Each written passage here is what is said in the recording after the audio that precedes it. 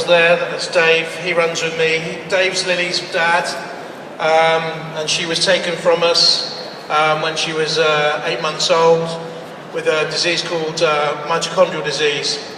And we had no idea. We were thrown into the dark, like a long dark tunnel.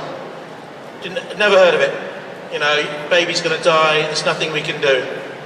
We had no idea where we were, no one to talk to, and felt desperate. And so we started the charity to raise awareness, finding out more and more about it. 1 in 200 babies could be born with a defective mitochondrion. May never bring any problems, but it could cause infertility. It's been linked to diabetes and Alzheimer's and Parkinson's in older people. These are things we found out along the journey over 6 years. And because of the help of the people who've supported us, we're getting more and more runners in the marathon every year. They all beat me every year. And we've raised £1 million.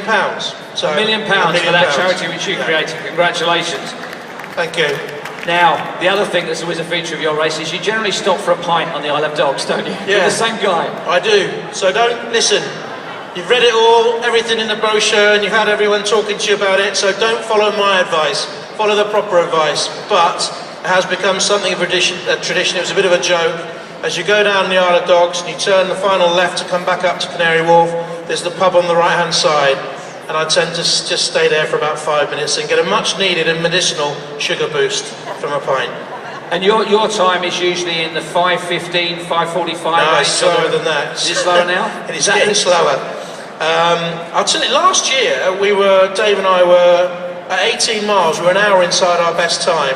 And this is serious, serious point. Because the training had gone well, and we both trained, I mean, you wouldn't believe me to look at me, but we do train well. And last year trained harder than we had done before, both of us. And we flew at the start. Because it gave us some sort of false sense of security, I think, or confidence. And by 18 miles, we were an hour inside our best ever time, running together. And at about 18 miles and 1 yard, the wheels fell off, seriously. And all I can say to you, if that does, one, don't go too fast, know your pace, know the pace you've trained at, and stick to that pace. They'll go away from you at the start, and you're thinking, oh, I can't be behind a walking dinosaur, running King Kong, or whatever it is. Know your pace, stick to your pace. Just stay with that, be comfortable with it. And if you do hit the wall, just walk yourself out of it. Talk to someone who's around you. A guy we passed last year on about 15, I think it was. He'd lost his daughter that summer and he was in a bit of a state, and we talked to him. And I just remember, I went sort of partially deaf, I didn't know where I was or anything. I remember him coming up and talking very close to my ear. Whatever he said got me going again. And just walk your way out of that bad situation and then feel, 1, immensely proud that you're running the race. 2, immensely strong in yourself that you're running the race. 3, however far you go, whether it's a mile, you've only got 25 left. Whether it's 3 miles, you've got 23 left. And try and be strong all the way through. You'll get incredible encouragement all the way around. If any of you have never, hands up those who haven't run it before. Hands up those who haven't run it before. Well, you'll hear people say, the crowd put 10 yards on you every minute, and they do. It's the most amazing experience of your life. It's terribly emotional. You'll cry, you'll laugh, you'll see some sights. But what you're doing is wonderful. It's a wonderful city, especially this year with what's happened elsewhere. I think what we're doing as a collective 30-odd thousand is amazing. And hats off to all of you who are doing it. If we brought you onto your normal theme music, it would have been the Bristol City theme music. Yeah. Your first love being football, yeah, you're saying, yeah. Down there is Brian Webber, the two of them, the only Bristol City fans in London today.